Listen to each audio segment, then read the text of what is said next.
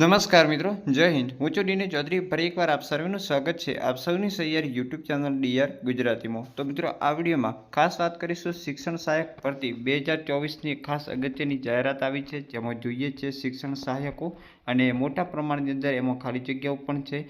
સાથે સાથે જે અલગ અલગ કેટેગરી વાઇઝ ખાલી જગ્યાઓ છે અને અલગ અલગ વિષય તત્વજ્ઞાન, હિન્દી, ઇતિહાસ, ગણિત વિજ્ઞાન જેવા ઘણા બધા વિષયની પણ ખાલી જગ્યા છે. અને આ સંપૂર્ણ ભરતી આશ્રમ શાળાની અંદર કાયમી શિક્ષકો માટેની છે. તો એની અંદર તમે જે ઓનલાઈન કે ઓફલાઈન ફોર્મ કઈ રીતે ભરી શકો એની સંપૂર્ણ વાત કરીશું આ વિડીયોમાં. તો વિડીયો છેલ્લે સુધી જોતા રહેજો. ચેનલ પર ન હોય તો સબસ્ક્રાઇબ કરી બેલ આઇકન પ્રેસ કરી દો.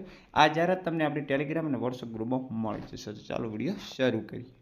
તો સૌથી પહેલાં જગ્યાઓની વિગતો મેળવવામાં આવે તો જે આશ્રમ શાળા જે છે અહીંયા જે માધ્યમ ને જે આશ્રમ શાળાનું અહીંયા નામ છે, જે ઉચ્ચતર માધ્યમિક આશ્રમ શાળા રોજ કુવા, તાલુકો જિલ્લો છોટાઉદેપુર, ધોરણ 11-12 માટે તત્વજ્ઞાનની ખાલી જગ્યા છે, જેમાં MA BA ટેટ 2 પાસ, સામાજિક અને શૈક્ષણિક રીતે પછાત વર્ગ કેટેગરીમાં છે.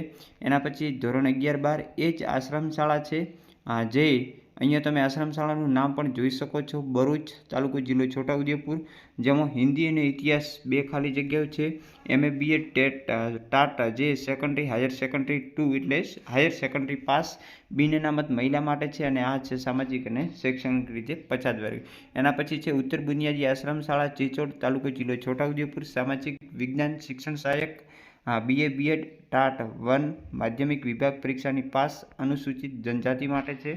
એના પછી માધ્યમિક આશ્રમ શાળા રૂંદવાડા, તાલુકો જિલ્લો છોટાઉદેપુર, હિન્દી શિક્ષણ સહાયકની ખાલી જગ્યા છે. MA BA ટાટ 2 ઉચ્ચતર માધ્યમિક વિભાગની પરીક્ષા પાસ, અનુસૂચિત જનજાતિ માટે. એના પછી માધ્યમિક આશ્રમ શાળા રૂંદવાક, તાલુકો જિલ્લો છોટાઉદેપુર, સામાજિક વિજ્ઞાન BA BEd. એના પછી ટાટ 1 માધ્યમિક વિભાગની પરીક્ષા પાસ, સામાજિક અને શૈક્ષણિક રીતે પછાત વર્ગ. તો આ તમામ જગ્યાઓ છે.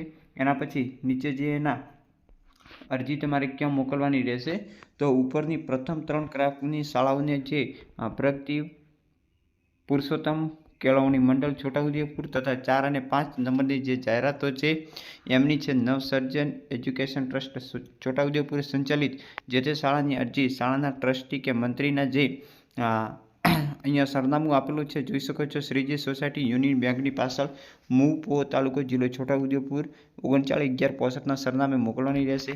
એના સિવાય આના તમામ નિયમો તમે જે જોઈ શકો છો. 15 દિવસની અંદર તમારે અરજી કરવાની રહેશે. 24 કલાક તમારે હાજર રહેવાનું છે. 5 વર્ષ સુધી ફિક્સ પગાર રહેશે.